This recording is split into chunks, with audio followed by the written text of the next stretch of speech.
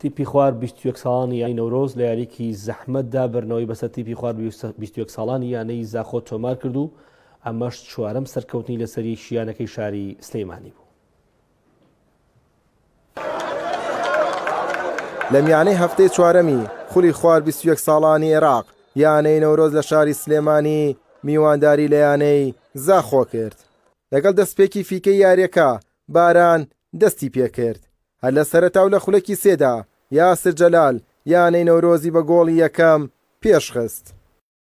بەڵام زۆری نەخایەن یانەی زاخۆ وەڵامی دایەوە و محەممەد موسا گۆڵی یەکسانی بۆ یانەی زاخۆ تۆمار کردەوە. نیوەی یەکەم بەو یەکسانیە هەردوو تیب لە یاریگا هاتنە دەرەوە. لە نیوەی دووەم ڕاهێنەری یانەی نەورۆز گۆڕانکاری کرد و سامی سەعیدی بەشداری پێکرد.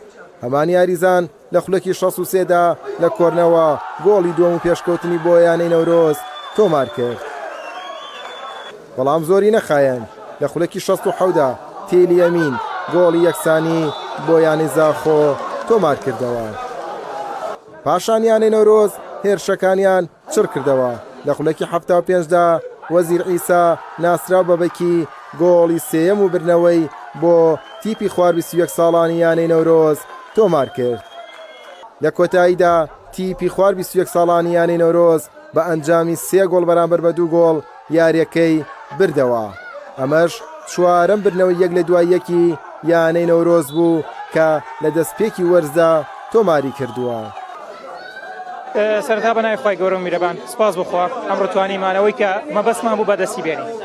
گرنگ سێ خاڵی یاریەکە بووە ئادایەکی باشمان پێشکەش کرد لە یاریەکە، بەڵام کەشی یاریەکە کە بوو بە باران تۆزێ زەحمەت بوو لە سەرمان، چون فرقەی بەرامبەر ئەتیمادی لەسەر تۆپە بەرزەکان و تۆپی درێژ بوو. ئێمەش سپاس بخوا یارزانەکان توانیان بە ئاست و بە ئەنجامیش یاریەکە لە مەسلحەتی خۆمان کۆتایی پێبێنین و بتوانین لە سەر و ڕیزبەندیەکە بمێنینەوانێ.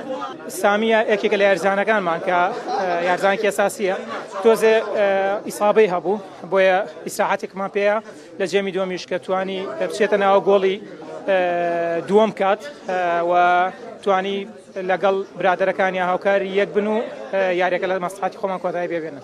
بناوی خدای مەزن و دلوان ڕاستی یاریەکی گەلە خۆش بی، یاری حەماس هەبی، هەجمە هەجمەبی، گۆڵ بە گۆڵ بی، یاریەکی گەلە خۆشمان کرد. تیپی نەوروز هەم تیپێکی زۆر زەحمەتە لە یاریگای خۆ، یاریان زۆر زەحمەتە توژێ بی، یاریزانێت باش ناودا هەنە لعبومە زەحمەت بی یاری. بس ماشي عم ضيف تكتيكي لعبه يمكن حتى عم جايين ما تعادل جينا بس دماغي خلتيت كاسوكيها بين شخصي وكر او سيبدو فايده بين وبيروز باهيا وان ان شاء الله وياريت بيت ام تعويض ذاك پێش دیفاعیاری و پێش دیفاعیاری دەکەن. نا یاریە کانی دین نو یاری کانی دین نه بس ام یاریە بچێک زەحمەت بیمە وەسط تەکتیک دەینا بیان پێچ یاری زانە دیفاعی دەکەن. الحەمدولیلا فرقەیەکی تەواو باشمان تەکمیل کردووە لەخوا بەزایە بە پشتیوانی ئیداری و کارکردنێکی قورسی یاریزانەکان و اینجا دەستەی ڕاهێنەران الحەمدولیلا توانیمانە لە چوار بردنەوە تۆمار بکەین. دەربارەی ئەم یاریش لەخوا بەزاوێ ئێمە زۆر باشتر بووین، بەڵام ئەمە لە ڕێزا هەیە هەر تیپێ گۆڵی هەبێ ئەو تیپی گۆڵ دەکرا و زیاتر زەختەکە. تەنها هەر ئەوە بووە گینا لە ڕووی ئاست و ئەداوەکەوە بینیتان لە جیمی یەکەمیشا ئێمە زۆر باشتر بووین، بەڵام لە جیمی دۆمە ئەو دەقە چارەکە هەر یعنی سروشتی یاری وایە تیپی گۆڵ دەکرا و تۆزە زەختەکە هەر ئەوەنە و گینا لە ڕووی ئاست و مستەوا الحەمدولیلا بردمانە.